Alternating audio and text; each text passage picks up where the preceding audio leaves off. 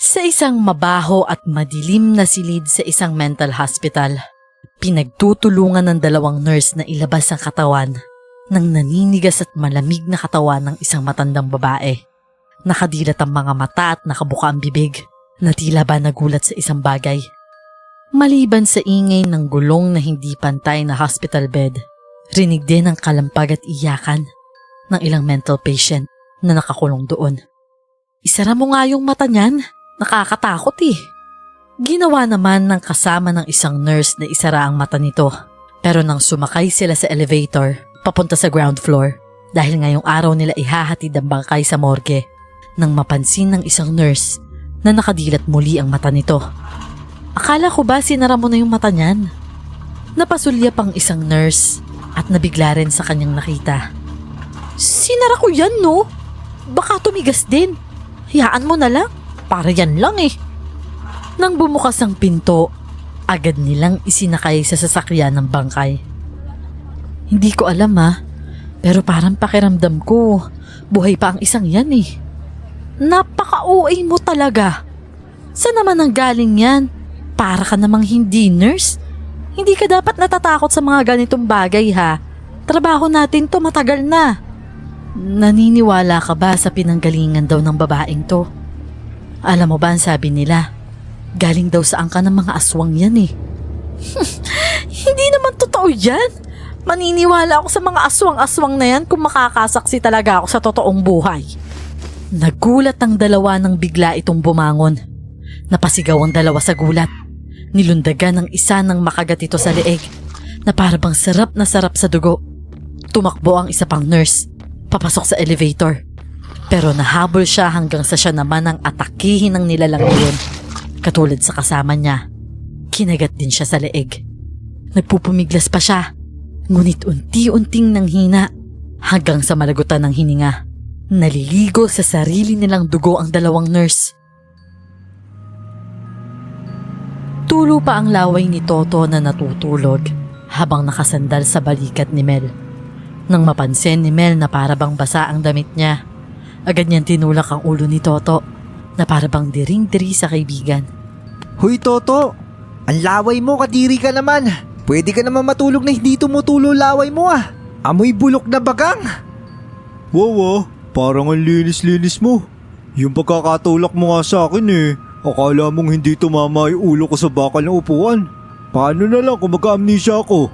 Sige nga, spell amnesia. Tila ba napaisip agad si Toto kung ano nga ba ang spelling ng sinabi niya. Basta, yung mawawala yung memorya. Matagal nang walang memorya. Bobo ka nga, sabi ng mama mo, di ba? Ang sakit mo naman magsalita. Pero, ano ba? Nasaan na nga ba tayo, pre? Yung mga bababa dyan Andito na tayo sa terminal. Ayan Toto, sinagot ka na. Halika na. Pagkababa nila sa ordinary bus, agad silang naghanap ng pagkain. Man, may sobrang pera pa ba tayo? Wala na. Dapat makapaghanap na muna tayo ng trabaho bago tayo maghanap ng pagkain. Gutom ka na naman ba? Ikaw na nga kumain ng pagkain ko kanina Ang dami nun Hindi mo ba ako tiniran? Galing probinsya sila Toto at Mel, na simula pagkabata ay magkaibigan. Kakagraduate pa lang nila sa senior high school. At dahil sa kahirapan, ito ang pinili nila, ang magtrabaho sa syudad, sa malayo sa pamilya, kaysa sa ipagpatuloy ang pag-aaral sa kolehiyo. Iniisip kasi nila kung sakaling makiipon sila, saka sila mag-aaral uli. Naglalakad-lakad sila at parabang nag-explore sa syudad.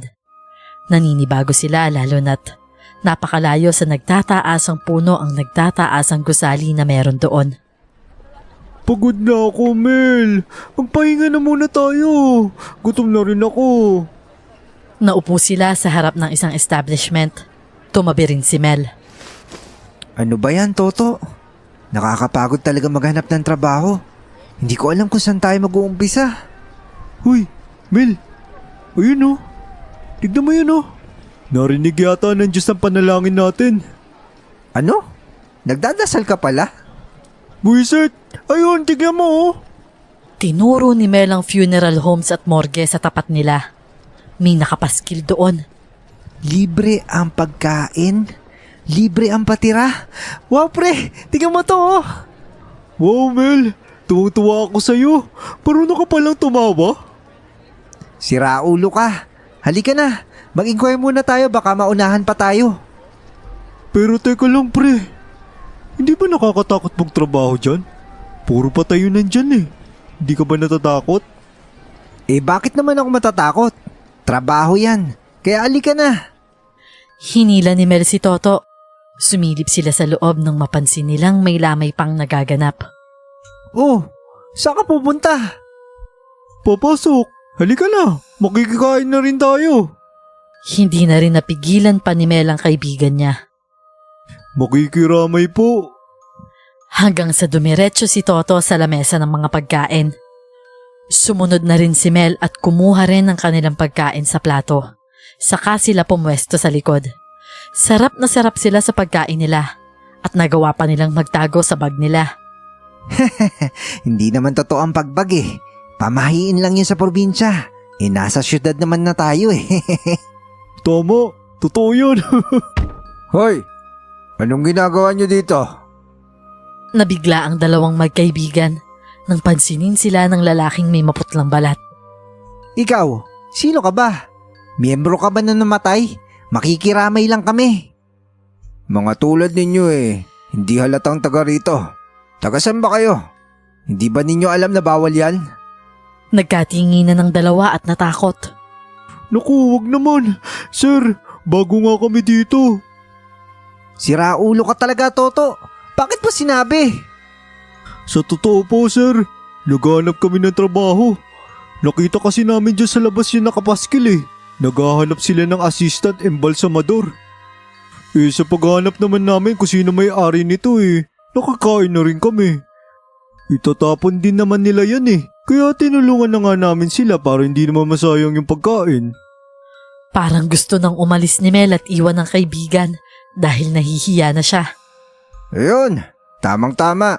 Naghahanap ako ng mga bagong empleyado. Ako nga pala si Brian. Ako ang mismong embalsamador sa funeral house na to. Sa tita ko to. Eh nga pala, may karanasan na ba kayo sa ganitong trabaho? Eh wala pa po eh. Pero madali naman kaming matuto. Kailangan lang po talaga namin. Wala rin po kasi kami matutuluyan eh. Ay siya, halika na't sumunod kayo sa akin sa loob. Sumunod ang dalawang magkaibigan kay Brian. Pagkapasok pa lang nila sa loob ay bumungad na sa kanila ang kakaibang amoy. Ang makapal na amoy ng formalin. Medyo mabigat sa pakiramdam at bahagyang madilim sa hallway. Papasok sa mismong workplace. Ito nga pala ang workplace ko bilang embalsamador. Nung nakaraan kasi medyo hindi ang bangkay ngayon. Eh hindi ka ba natatakot sa trabaho mo, Sir Brian? Eh bakit naman ako matatakot? Mas nakakatakot pa nga yung buhay eh. Kasi kaya nilang gawing patay ang buhay.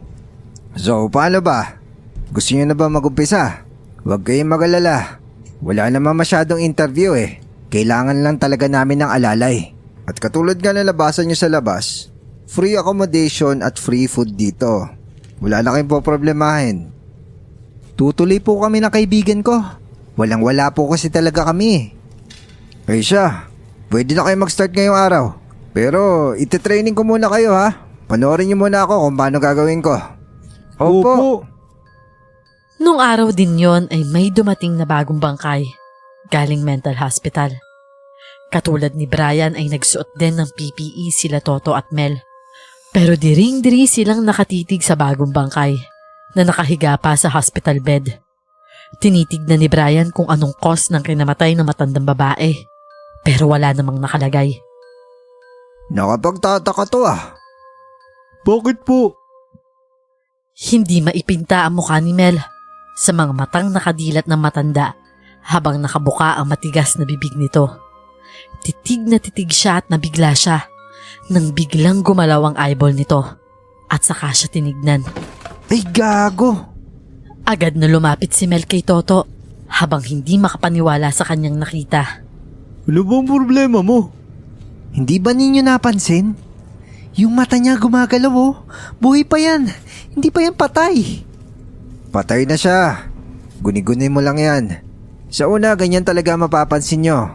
Pero kung kailangan nyo talaga ng trabaho, kailangan nyo sanayan na sarili nyo sa mga ganitong bagay. Malamig na yung katawan. Hawakan nyo na, naninigas na eh. Naku sir, ayoko nga. At saka wala ng pulso yan ah. Patay na talaga yan. Inumpisahan ng suriin ang katawan ng matanda. Binuksan nila ang katawan nito gamit ang scalpel.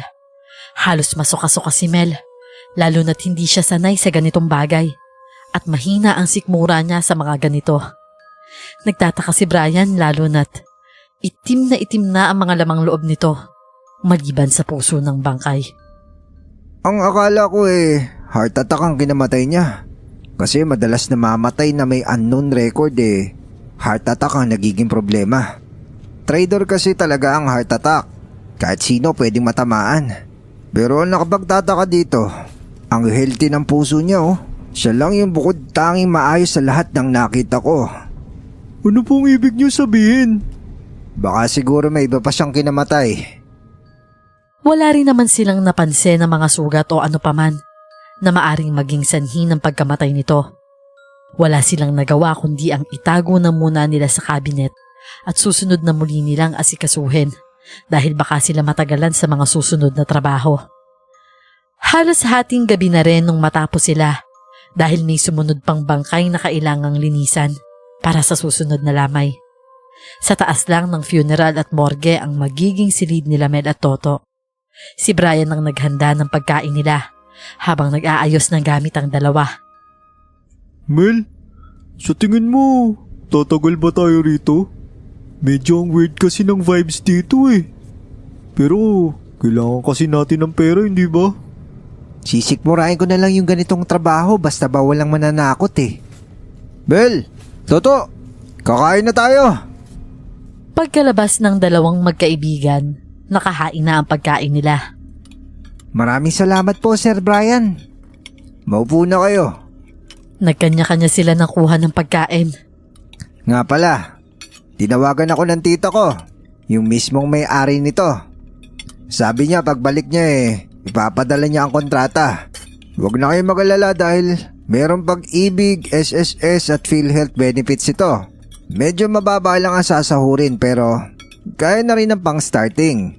15 at katapusan ng sahuran dito ha. Ayos na po yun. Oo nga pala, hindi naman kayo maselan sa pagkain. Bakit po?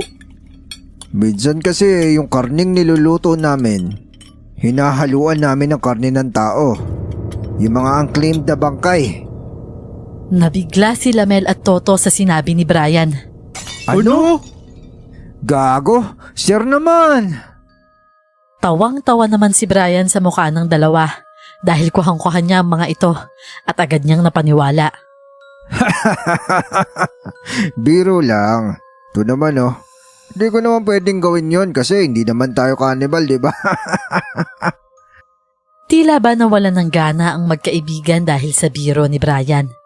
Pero wala lang ito kay Brian dahil tawang-tawa siya sa pangaasar sa dalawang binata. Pagkatapos ng agahan ay sila Mel at Toto na ang nagligpit ng kanilang pinagkainan. Kayo nang bahala dyan Nasara ko na yung morgue, matutulog na ako.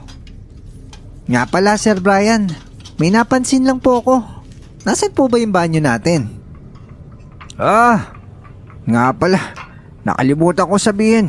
Sa baba nga pala tayo gagamit ng banyo. Noong nakaraan kasi yung banyong ito medyo nasira. Ayaw na umakyat ng tubig kaya nababara yung mga sama ng loob sa inidoro. Kaya doon muna kayo sa baba kung ayaw yung mga amoy dito. Sige sir, salamat po. Humarap si Mel na nag-aalala kay Toto na naghuhugas pa rin ng plato. Toto, samahan mo naman akong jumebs mamaya pagkahugas mo dyan. Bakit naman? Ang laki mo na. Anong gusto mo? Ako pa maghuhugas ng puwet mo? Dali na pre. Bahala ka dyan. Kita mo ang daming tambak, ayaw mo ako tulungan sa paghuhugas. Ikaw, sanay ka naman dyan kasi ikaw ang tagahugas ng plato nyo. Tumahay ka na lang kung tatay ka. Huwag mong sabihing naduduwag ka. Hoy, hindi Kahit tabihan ko pa yung mga bangkay dito, hindi man lang ako matatakot. Baka ikaw yung natatakot. Eh di tumahay ka mag-isa. Eh bakit gusto mo pa ba magpasama sa akin? Bahala ka nga dyan. Sa may hagdan pa lang naiilang nang bumaba si Mel para pumunta sa banyo. Malapit pa naman sa silid ng mga bangkay ang banyo na sinasabi ni Brian. Ayaw man niyang aminin sa mga kasama, pero kinikilabutan na siya. Napalunok na lamang siya at dahan-dahan na bumaba sa hagdan. Binuksan niya ang ilaw. Halos patakbo siyang pumunta sa banyo at nagsara. Mga pagsubok lamang yan, gumugulo sa isipan. Inaliw ni Mel ang sarili niya sa pagkanta para hindi siya matakot habang naglalabas ng sama ng loob. Minadali lamang niya hanggang sa lalabas na lamang siya nang marinig niyang may kumakatok sa pinto ng banyo. Gago ka, Toto. Huwag ka man trip. Toto? Ngunit nang buksan ni Mel ang pinto, walang tao roon. Nanlaki ang mga mata niya kaya agad siyang lumabas. Pero pagdaan niya sa morgue, napansin niyang bukas ang kabinet. Habang nakaawang ng bahagya ang ulo ng bangkay na babaeng dinala kanina. Nag-aalangan siyang pumasok para muling isira yon. At ramdam ni Mel ang pagtaas ng balahibo sa kanyang batok. Agad niyang sinara at patalikod na siya nang maramdaman niyang may humihila sa hood ng kanyang suot na jacket.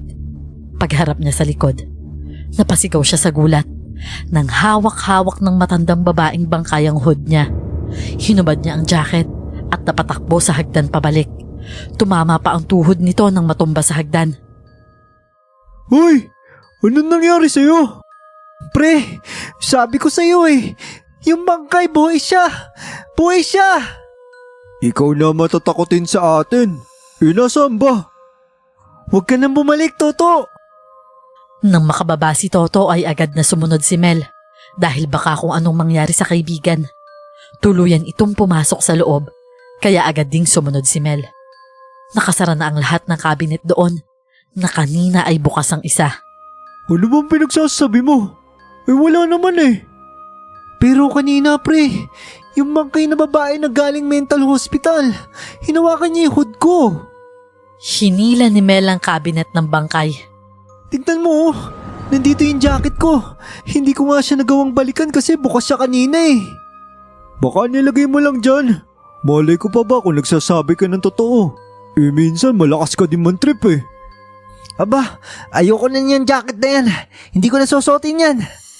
Kinuha ni Mel ang jacket niya at saka nilagay sa basurahan kasama ng mga tinanggalan na damit ng mga bangkay. Sabay silang bumalik sa taas pero halos makipag-unahan si Mel hanggang sa pagpasok sa silid nilang magkaibigan. Hinayaan ni lamang ni Toto si Mel. Ilak mo yung pinto. Baka makapasok sila, dali. Oo na, para ka naman sira eh. Ginawa na lamang ni Toto ang utos ni Mel at saka nahiga rin sa kama niya. Napailing na lamang si Toto na nagtago si Mel sa kumot nito na parabang bata. Habang mahimbing na natutulog ang lahat, naalimpungatan si Toto na parabang may yumayakap sa kanya. Dahil nakatalukbong din siya ng kumot niya, hindi niya makita kung sino. Pero iniisip niya na baka ang kaibigan lamang niya ito. Mel, bumalik ka na nga sa kama mo. Naipit ako rito eh. Di naman tayo kasya. Pero tila parang hindi nakikinig sa kanya ang kausap na nakayakap sa kanya. Mas lalo pa itong humihigpit. Mel naman eh. Masyado ka naman matatakotin. Nang tanggalin ni Toto ang talukbong na kumot sa katawan niya, wala naman siyang katabi.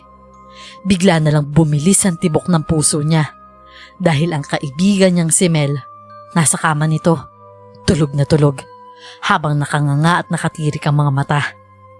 Tiningnan niya ang paligid kung may kakaiba. Doon lang niya napagtanto na bukas ang pinto. Bumangon na lamang siya at muling nilak ang pinto. Iniisip niya na baka nananaginip lang siya. Umaga na at naunang nagising si Toto, lalo na't hindi siya gaanong nakatulog sa nangyari. Para bang may nagmamasid sa kanya o gustong sumilip sa kumot niya. Si Mel naman ang sumunod na nagising. Kukunin sana niya ang jacket sa bag nang mapansin niyang nasa dulo ng kama niya ang tinapon niyang jacket sa basurahan kahapon. Kinuha niya ito at lumabas. Hinagis niya kay Toto. Uy, Mel, pinagtitripan mo ba ako? Di ba tinapon mo na yan? Bakit binalik mo pa sa akin? Gago ka ba? Wala nga akong alam sa sinasabi mo eh. Bakit nasa kama ko yung ngayong umaga? Aba, ewan ko sa'yo. Di ko alam yan. Ang pagkakaalala nga ni Toto tinapon ng kaibigan niya ang jacket. Kaya wala siyang ideya kung paano yun nakabalik sa kaibigan. Itinapon uli ni Mel sa basurahan ng jacket niya dahil ayaw na niya ngang suotin ito dahil sa nangyari. Tama na yan. Ganyan ba talaga kayo magkaibigan? Palagi nagtatalo? Kumain na tayo. Mahaba pa ang araw natin para sa panibagong trabaho. May napansin si Mel kay Brian. Sir Brian, ano po yung nasa leeg nyo? Ito ba? Masakit nga eh. Di ko nga alam kung paano ko to nakuha. Pagising ko rin parang pagod na pagod ako. Samantalang mas una ako nagpahinga sa inyo, di ba? Baka ako kagat lang to na insekto kasi hindi nalilinisan tong lugar na to eh. Dalawang namumulang tusok na magkasunod sa leeg ni Brian na kitang-kita. Medyo namumutla rin ang amo nila, ngunit pinagkibit balikat na lamang nila ito. Pagkatapos ng agahan ay agad din siyang dumiretso sa morgue. At sa pagbubukas ng funeral homes, muli sana nilang susuriin ang bangkay ng matanda nang mapansin nilang may kakaiba, lalo na si Brian. Teka lang, bakit parang uminit yung katawan ng isang ito? Tsaka bakit parang bang naging normal yung kulay niya? Sinuri rin nila Mel at Toto ang bangkay. Ganon din ang kanilang napansin. Dahil nung unang dating ng bangkay, putlang-putla, malamig at naninigas. May gumalaw ba nito habang natutulog ako? Nagkatinginan ng dalawa at saka ibinalik ang tingin kay Brian. Sabay na napailing. Wala naman po kaming ginagalaw dyan, sir, ni isa sa kanila. Nakapagtataka kasi. Paano nangyari yun? Bakit wala pa rin nagke-claim sa bangkay niya hanggang ngayon? Ay nako, mabubulok na naman ito kasama ng ilan pang hindi kinukuha ng kamag-anak nila. Mabilis na nagbago ang panahon. Bigla na lamang kumulimlim ang kalangitan at bumagsak ang malakas na ulan. Nako, parang may bagyo yata. Binuksan niya ang TV. Lahat sila'y nakatambay sa sala dahil maaga silang nagsara nung araw na yon. Bumungad agad sa kanila ang balita tungkol sa masamang panahon. Maghanda po tayo sa paparating na bagyong si Paneng, kung saan may mga lugar na madadaanan nito ang lubhang maaapektuhan. Magkakaroon ng signal number 3 sa mga probinsya ng... Teka, yung pamilya ko kailangan kong puntahan. Kailangan kong umuwi sa amin. Naku sir, bakit po? Di mo ba napakinggan yung balita? Nasa signal number 3 ang probinsya namin. Uwi na muna ako ron para mabantayan sila. Mas kailangan nila ako doon. Teka po, Sir Brian. Sino po maiwan dito? Kayo muna ang bahala rito. Bantayin niyo muna habang may bagyo. Nagbabaha sa lugar na to kaya kayo na muna maglagay ng mga matataas na bahagi sa mga importanteng gamit natin. Hindi ko na kayo matutulungan pa. Pero huwag kayo masyadong mag-alala. Malapit lang naman dito yung probinsya namin. Uwi rin ako agad pagkatapos ng bagyo. Hindi naman kayo mamomroblema dyan dahil marami naman pagkain na nakaimbak dito eh. Walang nagawa sila Mel at Toto. Agad na nag-impake ng konting gamit si Brian hanggang sa tuluyan itong umalis at magpaalam sa kanila. Bigla na lang nagkaroon ng blackout. Gago, wala ba tayong flashlight dyan? Hapon pa lang pero ang dilim na dito sa atin ah. Teka, may alam akong flashlight dito. Nakihanap na rin si Mel ng kailangan nila. Ito pero walang battery. Saan tayo kukuha ng battery?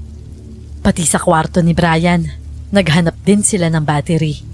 Ngunit wala silang makita. Sa tingin mo, Mel, meron kayang supply sa baba? Hindi rin nila gaanong kabisado ang buong bahay at morgue. Magkasama silang bumaba. Totoo nga ang sinabi ni Brian. nag-uumpisa ng bumaha sa funeral homes. Halika na't maghanap tayo ng battery para maiakyat na natin yung mga mababasa. Hindi nagtagal ay nakahanap sila ng battery. Inumpisahan nilang ilagay sa matataas na lamesa ang mga importanteng bagay na pwedeng masira dahil sa tubig. Pati ang mga kumot, bulaklak na ginagamit sa lamay, at mga pampailaw. Ang iba, tinago nila sa storage house sa loob mismo ng morgue. Muling nakaramdam na naman ng pagtaas ng balahibo sa batok si Mel. Toto, i-check mo nga kung mababasa yung bangkay. Ang bossy mo naman, ikaw kayang gumawa. Pero wala namang nagawa si Toto. Tiningnan nga niya isa-isa, lalo na yung mga bagong dating. Hinila niya ang isang cabinet, pero nabigla siya nang hindi niya makita ang bangkay ng matandang babae. Mel, inalis na ba ni Sir Brian yung bangkay dito? Yung pangit, yung nakakatakot. Sinilip din ni Mel ang sinasabi ni Toto. Kahit siya, nagulat din. Hindi niya pa tinatanggal yun. Di ba nakita natin binalik yun ni Sir Brian? Paano mawawala yun? Naku, hanapin natin. Baka kung nasan na yun eh. Baka nilangoy na yun ng baha. Gago. Hindi yun naabutan ng baha. Paano yun lalangoy? Imbes na magtalo, hinanap nila. Ngunit yun lang ang bangkay na nawawala sa lahat. Paglabas nila sa morgue, nabigla sila nang may nakatayong kumot na nakapatong sa hugis tao sa gilid ng pintuan. Ano yan? Dahan-dahan na bumabagsak dahil sa bigat ng basa sa dulo ng puting kumot hanggang sa tuluyang lumabas ang mukha ng hinahanap nilang bangkay. Nabigla sila Mel at Toto sa kanilang nakita.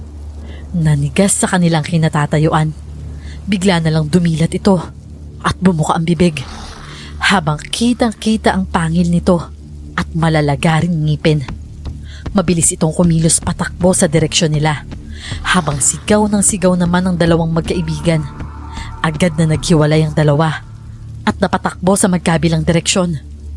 Naunang nakatakbo si Mel sa hagdan at saka sumunod si Toto.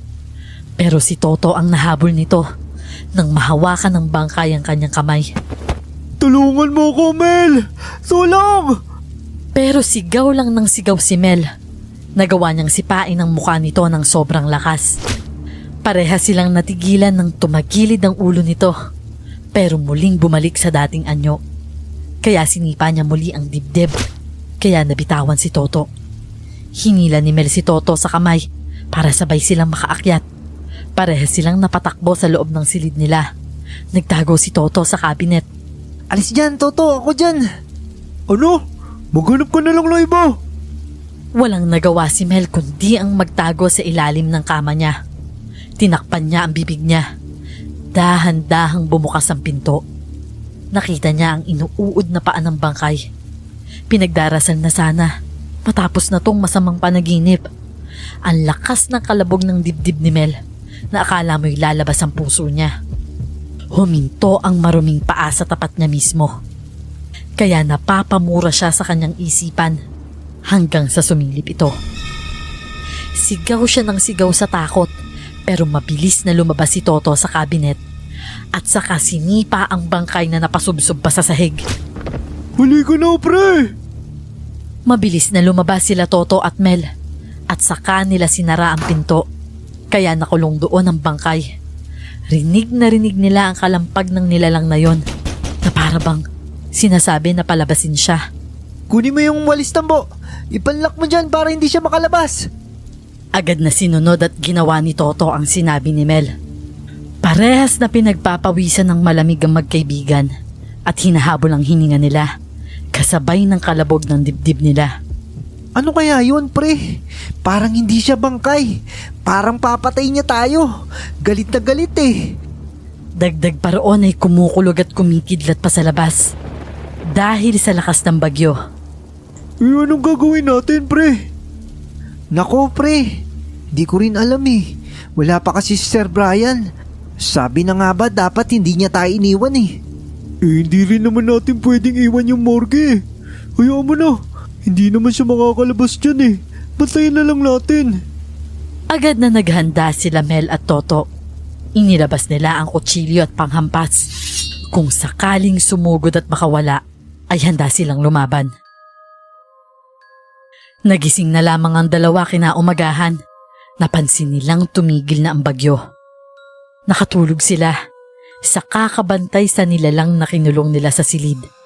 Pre, sa tingin mo, kamusta na kaya yung matandang babae sa loob?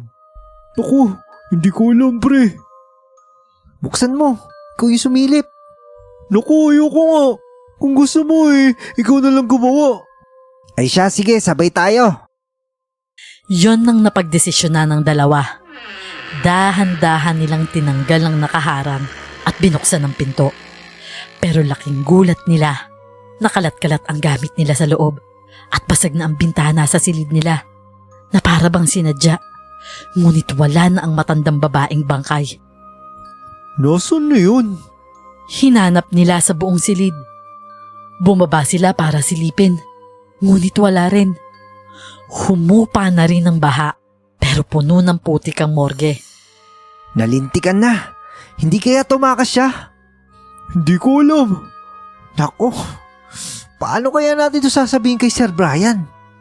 Inayos ng dalawang magkaibigan ng mga kalat bago pa man dumating si Brian. Hanggang sa dumating ang hapon, saktong nakarating na si Brian. Oh, kamusta na kayo? Ramdam ng dalawa ang kaba, pero nagpanggap silang ayos lang ang lahat. Sir Brian, ayos naman po kami. Ang mga bangkay, kamusta? Huwag na po ninyo isipin yun. Kayo po ang kamusta? Okay lang po ba ang pamilya nyo? Nako sir, mahaba ang biyahe nyo. Sa tingin ko po kailangan nyo po muna magpahinga. Kami na po bahala dito. Nako, okay lang ang pamilya ko. Ay siya, tutulong lang ako sa inyo sa paglilinis at pagliligpit. Hindi naman ako masyado napagod sa biyahe Walang nagawa sila Toto at Mel na ang unang dinalaw ni Brian ay ang morgue. Isa-isang sinilip ang mga kabinet na may lamang mga bangkay hanggang sa buksan ni Brian ang lalagyan ng matandang babae. Teka, nasaan yung bangkay na yon? Sir, may nag-claim na po sa bangkay niya. Kailan lang?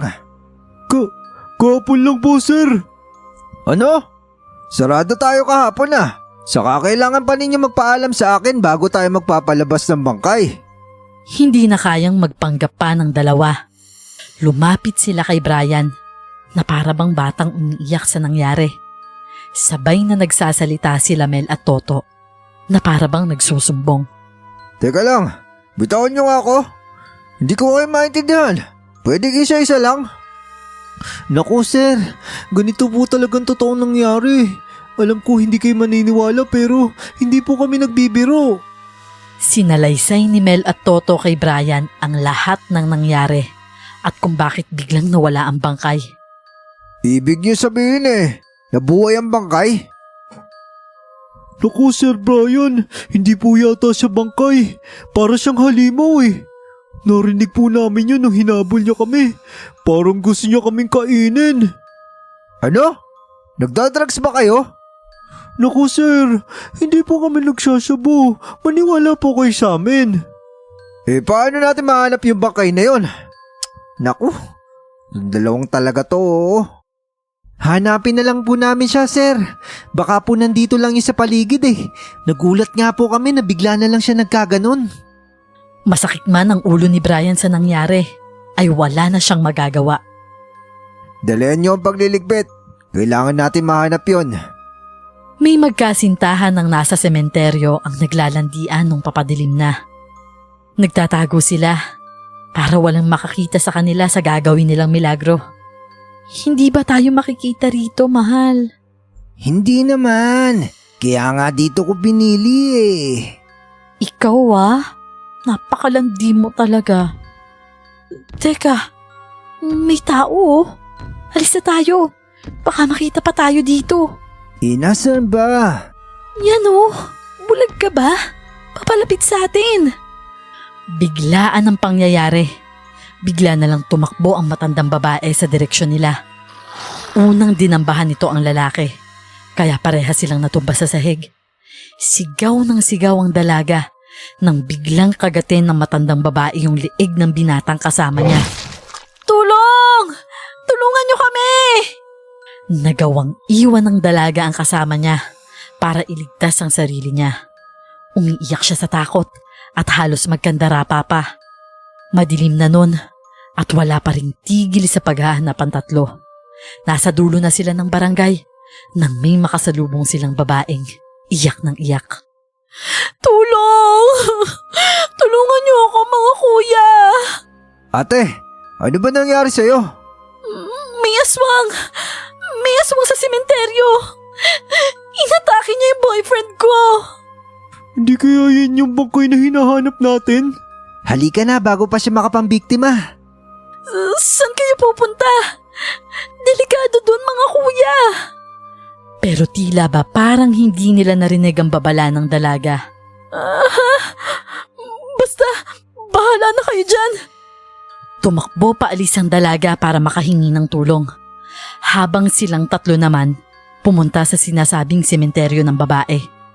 Tumakbo sila papasok, ngunit wala silang nakitang matandang babae, yung hinahanap nila. Nagulat sila na makita ang sinasabi ng dalaga, ang boyfriend niya, na nanunuyot na ang balat. Gulat na gulat ang tatlo at hindi makapaniwala. Kung ganito nang bibiktima ang bangkay na yun dapat natin siya maibalik sa morgue. Ano po, sir? Anong ibabalik sa morgue? Paano kung tayo naman puntirihin nun? Wala tayong magagawa. May kailangan tayong gawin. Dahil wala silang napala sa paghanap, dumiretso sila sa ibang lugar. Sir, saan ba tayo pupunta? Mukhang hindi naman to yung daan pabalik Kailangan natin maghanap na makakatulong sa atin. Kung sinasabi ng babaeng aswang yon, baka nga isang aswang ang bangkay na yon. Di pa talaga siya patay. Naku, sir. Hindi ko alam na naniniwala pala kayong mga taga-syudad sa mga ganyang bagay. Akala ko sa probinsya lang namin yan Kahit saan laganap sila.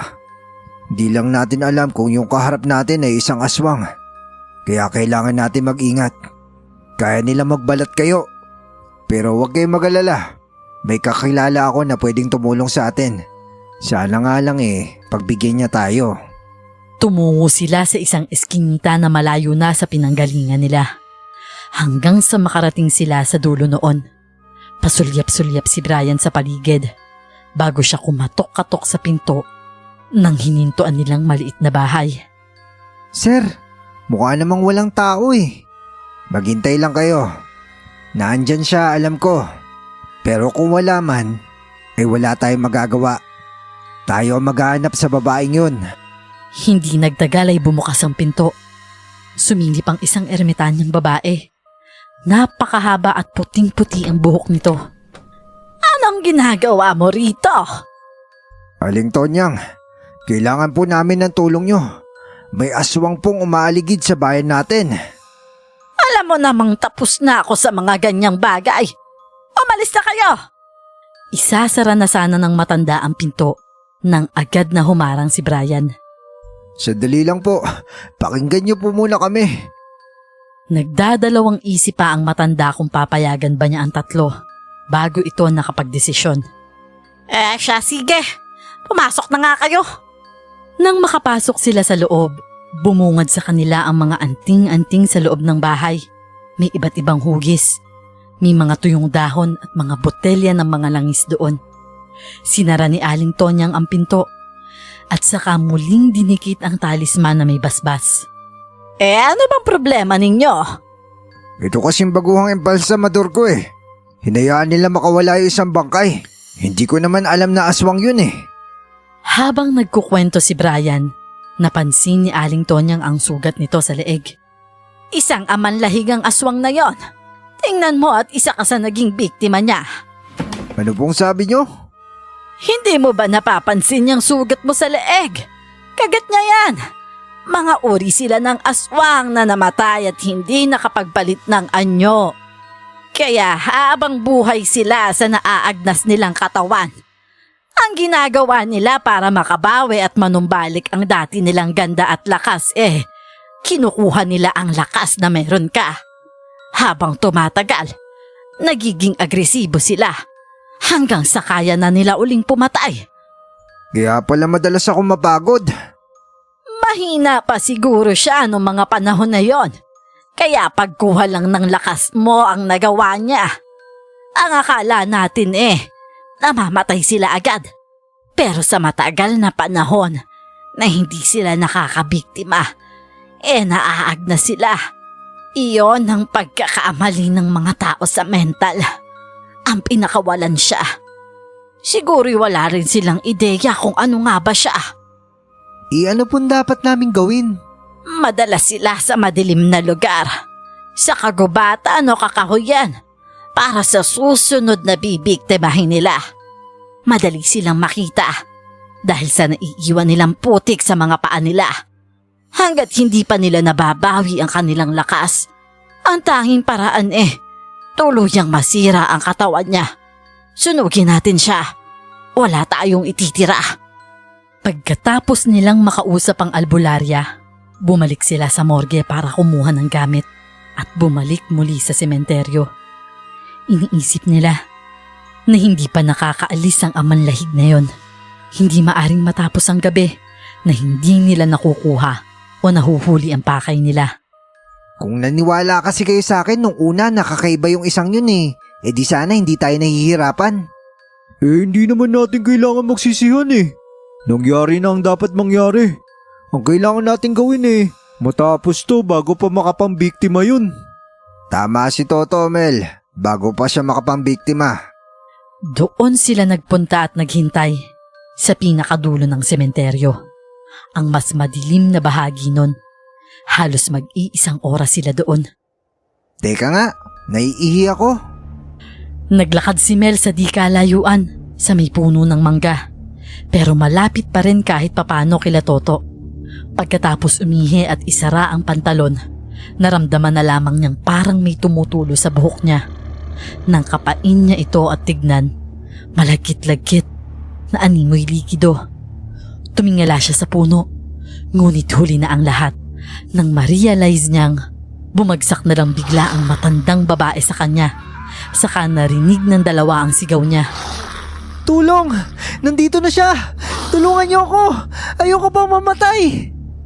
Nagpupumigla si Mel at pilit na inilalayo ang mukha niya sa nilalang na nakakatakot na handa na siyang sakmalin gamit ang mga ngipin nito. Kumuha ng bato si Toto at binato ang aswang. Hayop ka, Mel! Baka tamaan ako niyan! Sumugod si Brian at sinipa ang likod nito, dahilan para matumba. Agad na gumapang palayo si Mel dahil baka siya na naman ang puntirihin nito. Ngunit hindi nagtagal, tumakbo palayo ang aswang. Halika na! Bago pa siya makalayo! Inalalayan ni Toto si Mel na makatayo at saka sila sumunod kay Brian. Nakapasok na sila sa kakahuyan nang hindi nila alam kung saan ito hahanapin. Lalo na't napapalibutan sila ng nagtataasang puno. Mag-iwalay tayo para madali natin siya mahanap. Sir naman ayoko. Sama na lang kami ni Toto. Ikaw na lang mag-isa. Wala namang nagawa si Brian kaya tumakbo na lamang ito sa ibang direksyon habang ang dalawang magkaibigan naman ay magkasama. Maliksi at pinapakiramdaman niya talaga ang kanyang paligid para sa biglang pag-atake ng aswang. Napatingala siya nang marinig ang uwak sa malayo at bigla na lang lumakas ang hangin. Huwag kang lalayo sa akin, Toto Baka mamaya, maligaw ako dito. Hindi ko to alam. Bugok! Parehas tayong takot at hindi ko rin to alam. Hindi nagtagal ay nakarinig sila ng umiiyak na sanggol sa di kalayuan. Teka, naririnig mo ba naririnig ko? Oo, hindi ako bingi. Tiyanak yan. Diyos ko naman, kahit sa syudad may tiyanak din. Bakit may ganito pa? Lumayo sila Mel at Toto sa may umiiyak na bata dahil wala silang planong maging biktima ng tiyanak. Bigla na lang nilang nakita ang hinahanap nila. Tumakbo ito patungo sa kanila hanggang sa mabangga nito si Toto. Hoy, Toto! May bangin malapit sa kanila kaya nadulas si Toto at kumunti ka ng malaglag kung hindi pa siya kakapit sa ugat ng puno doon. Dumapa si Mel para tulungan si Toto. Pare! Nakakapit siya sa paa ko! Nakakapit siya! Bigyan mo na isa yan, pare! Sipain mo! Yun nga ang ginawa ni Toto. Sinipa-sipa niya ang aswang hanggang sa bitawan siya nito at nalaglag sa bangin. Dahil doon, nagawa ng hilahin ni Mel pabalik si Toto. Napahiga pa sila parehas habang hingal na hingal. Pero parehas silang nabigla nang may kamay na gumagapang galing sa bangin. Agad na napatayo ang dalawa. Lasog-lasog na ang katawan ng aswang pero nagawa pa nitong makabalik. Agad na kinuha ni Mel ang itak niyang dala. Lakas loob na tinaga ang dibdib ng matanda at mukha nito. Pero susugod pa sana nang pinangharang ni Mel ang itak niya hanggang sa matusok ito mismo sa dibdib. Nagtalsikan ng dugo nito sa damit ni Mel. Bumagsak ang katawan ng aswang sa mga tuyong dahon. Dalian mo, pre! Ito na nga eh. Agad na sinindihan ni Toto ang gasera. Nanginginig pa ang kamay niya kaya tinulungan siya ni Mel. At saka nila ibinato sa katawan ng aswang. Nang dumikit ang apoy sa balat ng aswang, kumalat sa katawan nito at narinig nila ang matinis na sigaw nito. Dahil sa sakit, napatakip ang dalawa ng kanilang tenga hanggang sa tuluyang magliyab. Pati ang mga katabi nitong damuhan ay nadamay. Halika na! Hinila na ni Mel si Toto paalis doon. Hindi nagtagal ay nakasalubong nila si Brian na hingal din. Anong nangyayari? Nakita ko yung apoy at usok kaya napatakbo ko dito. Okay na po, sir. Ginawa na namin yung pinag-uutos ng albularyo na kailangan nating gawin. Nako, magaling. Saka lang nakahinga ng maluwag si Brian. Ay siya, halika na. Bago pa man nila tayo sisihin sa pagkasunog ng kakahuyan nila. Lumalaki na rin kasi yung apoy eh. Hindi nagtagal nang makalabas sila sa kakahuyan at sementeryo. Naglalakad sila sa kalsada nang makasalubong nila ang nagmamadaling ambulansya. Hindi sila nagpahalata hanggang sa makabalik sila sa morgue. Hingal na hingal silang napasalampak nang makapasok sila. Kanya-kanya sila ng pwesto. Walang nagsasalita, kahit isa sa kanila. Mas maganda kung ililihim na lang natin to. Walang maniniwala sa atin kung isusumbong pa natin to sa mga pulis. Wala rin naman silang laban sa mga ganun nila lang eh. Basta mahalaga ay nagawa natin siya patayin. Okay na tayo doon ha? Nagkaintindihan ng tatlo at hindi na umimik pa. Samantalay abala ang mga bumbero sa pag-apula ng apoy. Halos mag-iisang oras din at humingi na rin sila ng tulong sa bumbero sa kabilang bayan. Pagkatapos ng pag-aapula, halos nasunog ang kaunting parte ng kakahuyan. Malaking panghihinayang nila sa nangyari na para bang kinalbo. Doon ay nag-imbestiga na sila kung anong nangyari. Napansin nila na para bang sinadya ang pagkakasunog ng lugar. Amoy din nila ang gas na ginamit hanggang sa matunto nila ang lugar na pinag-umpisahan ng apoy. Pare, tignan mo to oh. Ano to? Ugis tao oh. Abay oo nga ano. Animoy nakabakat ang hugis ng tao sa tumpok ng aboroon. Kinuha nila yon para mas lalo pang maimbestigahan ng maayos. Halos tanghali na nang magising ang tatlo. Inayos nila ang morgue at funeral homes na para bang walang nangyari kagabi. Parang normal na ulit at hindi na binuksan pa ang usapin na yon. May mga bagong dating na bangkay. Hindi basta-basta tumatanggap ng bangkay si Brian. Pag may kahinahinala sa kanya, hindi niya basta tinatanggap para hindi na maulit muli ang nangyari sa kanila. Umalis na po sila, dala ulit yung bangkay. Ano po meron? Kailangan natin maniguro na hindi mauulit yung nangyari sa atin. Ganun din ang gagawin ninyo. Dapat mapanuri tayo. Sang-ayon naman ang dalawa. Dumating ang mismong may-ari na tita ni Brian. Nagulat pa si Mel at Toto dahil nanghihina na ito at payat. Para bang mas nangangailangan na nitong magpahinga.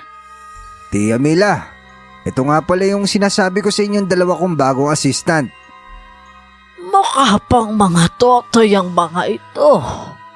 Sana naman hindi mga tamad ano? Hindi po, maasahan po sila. Siya, ito nga pala ang mga papel.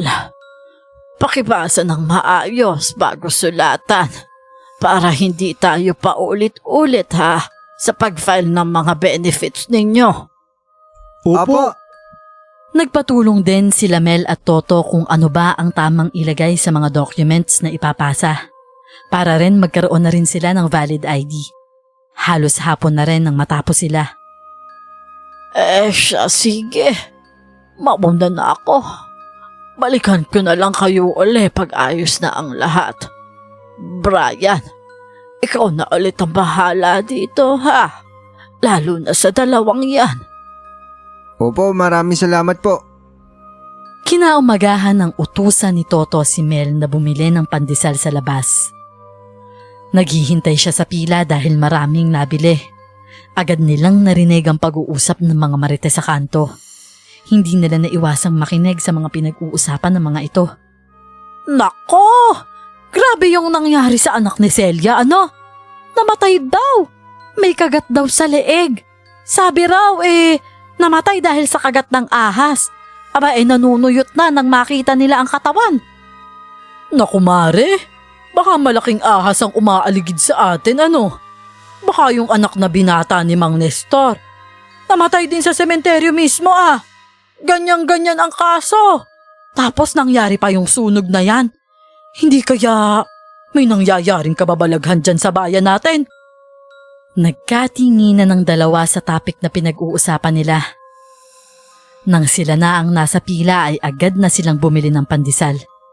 At nagmadali silang umalis. Ibig sabihin, may iba pa pala yung biktima bago natin siya napatay. Malamang. Naku, kawawa naman yung bata. Di na naman siguro ito mauulit kasi napatay na naman natin siya, di ba? Walang gaanong nangyari nung araw na yon. Hanggang sa abutan sila ng dilema at nag-aasikaso sila sa pagsasara nang biglang may dumating. Excuse me po. Ano pong kailangan nila? Napansin ni Mel na hindi makatingin sa mga mata niya ang babae. May suot na itim na balabal. Magtatanong lang ako, iho. Pinaghahanap ko kasi ang kapatid ko. Ito ang litrato niya. Sabi raw dinala raw dito sa morgue na to. Patingin nga po. Nang inabot kay Mel ang litrato, halos takasan ng katawan niya ng kaluluwa niya. Nang makilala niya ang nasa litratong yon, isang matandang babae. Hindi siya maaring magkamali na yung babae na yon ang aswang na sinunog nila sa kakahuyan. Paglingon niya sa babae, wala na ito sa harapan niya. Ano? Saan napunta yung Ali? Nang wala na ang babae ay agad na bumalik si Mel sa loob. Toto, Sir Brian. Anong problema mo? Lumabas din si Brian mula sa morgue. Tignan niyo to, oh. Sigurado akong kilala niyo siya. Huh? Siya yung babae. Yung aswang. Saan mo to nakuha, Mel? Yung babae po kanina. Nagtatanong siya dahil dito daw dinala yung katawan ng kapatid o anak niya eh. Hindi ko nga po gaanong maintindihan. Tapos, inabot niya ito sa akin tapos bigla naman siya nawala. Hindi kaya ka mag-anak yan ng aswang? Paano kaya ako aswang din yun dahil magkamag-anak sila? Kailangan nating kumilos. Baka siguro natuntun nila pumatay sa kalahi nila. Anong ibig sabihin nun, sir? Susugurin tayo ng aswang? Nasaan na yung babae? Bigla nga po siyang nawala. Hindi ko nga alam kung nasan siya eh. Maganda kayo. Sinara agad nila Brian ang morgue at funeral homes. Pinainit na niya ang machine para sa pagsunog ng bangkay. Habang nasa taas sila ay narinig nila ang kalampag sa baba. Napagtanto ni Brian na nakapasok na ang sinasabi ni Mel. Naghihintay sila sa may hagdan kung sakaling lumabas ito, pero nagkakamali sila. Bigla na lang nilundagan si Mel nung babae na isa ring aswang galing mismo sa kisame. Sigaw ng sigaw si Toto sa gulat. Mas nakakatakot ang isang to at mas malakas dahil may kabataan pa ang itsura. Diyos ko po! Ilayo niyo sa akin!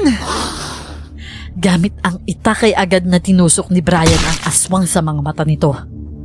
Hanggang sa tumagos sa ulo nito ang itak, nagtalsikan ng dugo. At natalsikan si Mel sa pisngi, kaya mas lalo itong nagsisigaw sa takot at sakit. Bumagsak ang katawan ng babae habang sigaw pa rin ang sigaw si Mel. Tulungan niyo ako. Dalhin natin ito sa baba bago pa man siya magising. Pwede pa ito manlaban. Kahit pa nasa state of shock pa si Mel, nagawa niyang tulungan ng dalawa niyang kasama na ibaba ang katawan ng aswang. Naramdaman nilang gumalaw ito na nag-uumpisa na namang magising. Hiniga nila sa loob ng machine ng aswang.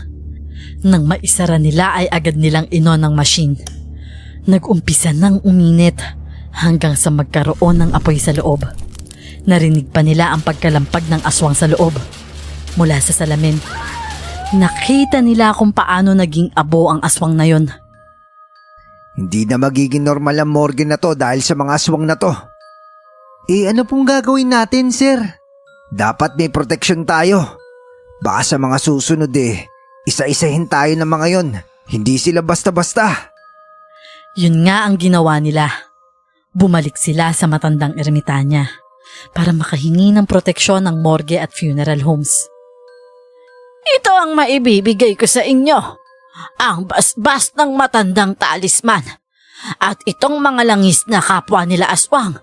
Ipahid nyo ito kahit saang parte, sa loob at sa labas.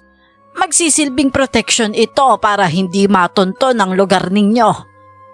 Maraming salamat po. Nang makabalik sila ay agad nilang ginawa ang pinag-uutos ng albularya. Inubos nila ang langis sa mga bintana at pintuan, pati na rin sa mga sulok-sulok. Dinikit din nila ang mga talisman na papel sa mga bintana at pinto. At simula noon, hindi na sila kailanman ginambala ng mga aswang.